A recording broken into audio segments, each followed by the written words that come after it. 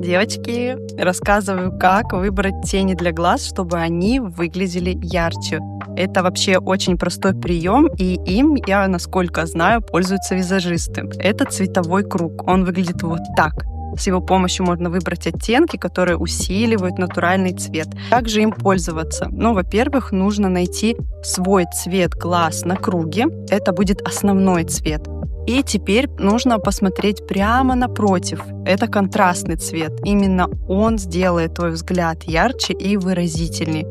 Например, если у тебя холодный оттенок глаз, то нужно найти теплый контраст. Если глаза, наоборот, теплые, то подойдут холодные акценты.